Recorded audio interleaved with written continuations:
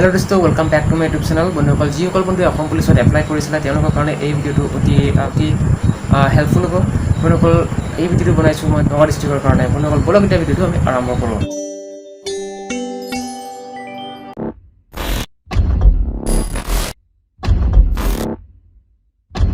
সকল বন্ধুৱে অসম পুলিচত এপ্লাই কৰিছিল তেওঁলোকে হয়তো ভাবি আছে যে এবাৰ নগাঁও ডিস্ট্ৰিক্টত 200 মিটাৰ ট্ৰেকত দৌৰিব দিব 16 পাক আমাক দৌৰিব দিব বন্ধুসকল আজি ফিক্স হৈ গ'ল আজি কনফাৰ্ম হৈ গ'ল যে নগাঁও ডিস্ট্ৰিক্টত এবাৰ 320 মিটাৰ ট্ৰেকত দৌৰিব দিব মাত্ৰ 10 পাক দৌৰিব লাগিব বন্ধুসকল যিসকল বন্ধুৱে 200 মিটাৰ ট্ৰেকত প্ৰেক্টিছ কৰি আছিল আজিৰ পৰা তোমালোকে 320 মিটাৰ ট্ৰেকত প্ৰেক্টিছ কৰিবলৈ লোৱা বা 10 পাক প্ৰেক্টিছ কৰিবলৈ লোৱা